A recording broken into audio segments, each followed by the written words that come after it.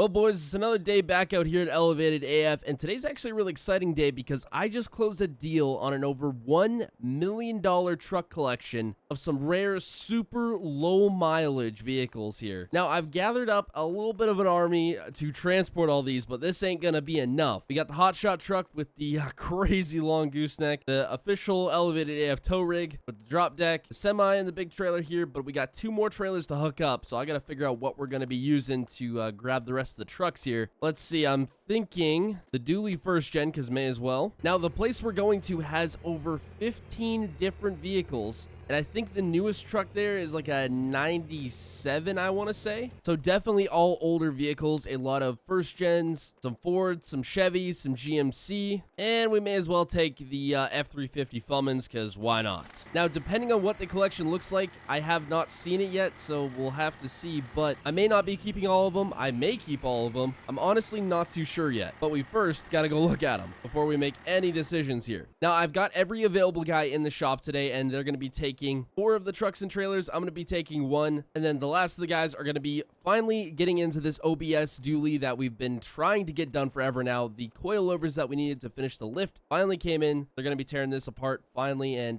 getting it done. I guess I should say probably finally again. Yeah. Anyways, I'm going to hop in the 2024 Kodiak here. We're gonna get going. Anyways, it's not too far away from here, so the rest of the guys are gonna come when I end up checking out the whole collection and we decided to get them all loaded up. I've already purchased it. I haven't really, again, seen any of these, so I'm hoping I'm not gonna lose out on too much money, but it was appraised at 1.5 million, so I guess we'll see what we get. All right, so this is the place here we're just pulling up to. Now, a bit of backstory to this. The guy was a collector. He collected a ton of different vehicles, all in the kind of 70s, 80s, and 90s range. A lot of these are 70s and 80s vehicles, and I'm pretty sure all of them are trucks. Now, the reason why he's decided to sell all this is because he just wants to travel. He doesn't want the stress of having the collection anymore. So I bought it off of him for a cool $1 million. Now, there is a ton of stuff here. I think we're gonna look at the outbuildings first. So these are two, I want to say 1989 roughly. I could be wrong on that. Chevy 2500s. Now, every vehicle here is under 20,000 miles,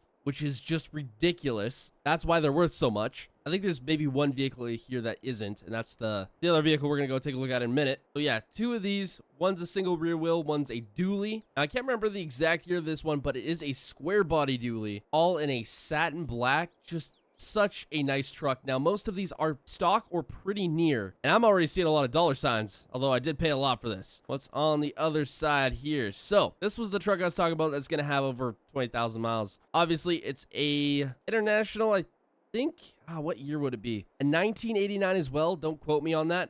He's got this flipping massive camper attached to it, which is pretty cool. I'm not sure if we're gonna have a use for this. And then there's obviously this one. Now, I think this is the only vehicle that isn't really stock out of the entire collection he's got here. I want to say it's a 1950s. I could be wrong on that. Chevy.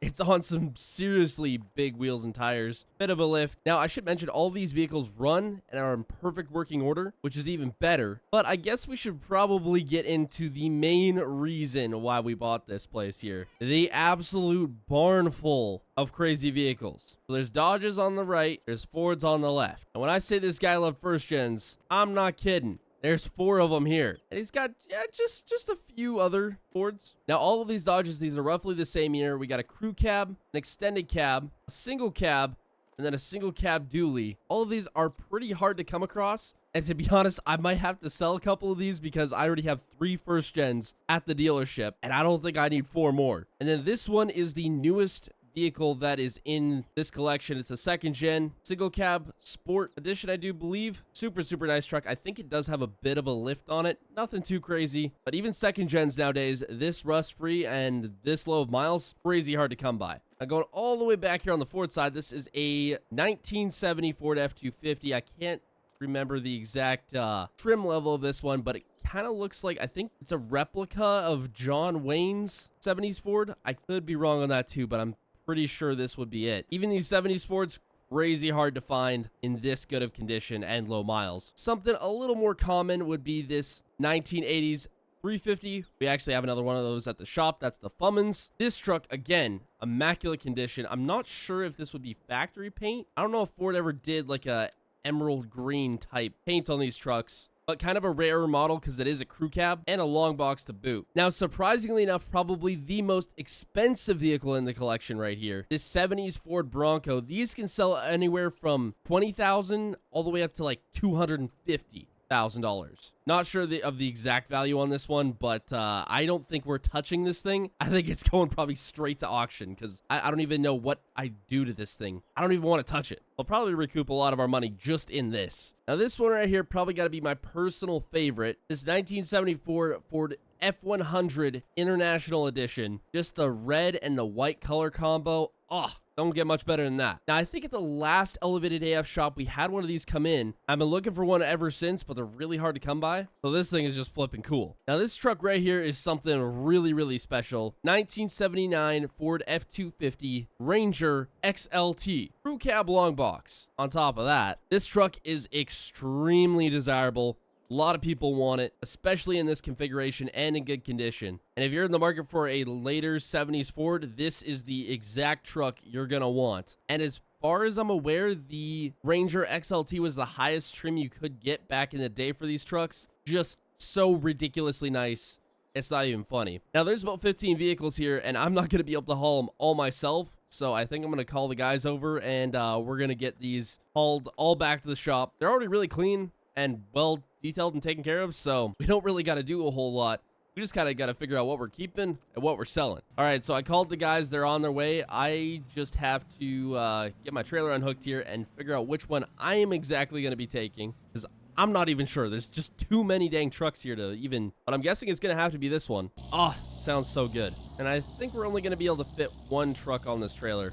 License plate says nope. Yep, unfortunately, it's only going to be one truck. But the rest of the guys should be here in a little bit, so we shouldn't have a problem getting the rest of them out here. Now, you don't just come across collections like these every day, so finding something like this is like 1 in a million, and a guy that just wants to sell it all in one shot is ridiculous too. All right, so a couple of the guys have pulled up here. We got 3 trucks and trailers ready to go for vehicles. Now, to be fair, if this guy had taken every one of these vehicles to auction, he probably could have got a lot more money, but with auctions, they take time, they charge auction fees. It's really just a big hassle, and it's kind of hard just to turn down $1 million cash money. Now, at first glance, for this many vehicles, that may seem like just absolutely ridiculous of a price. But if you average it out between 15 vehicles, that's about $60,000 per vehicle, which not all of these vehicles are worth $60,000 a piece. I think it's actually close to 65. And again, not all these vehicles are worth that much, but some of these are worth a lot more than 65. So it kind of evens them out, and I couldn't pass up the opportunity to, you know,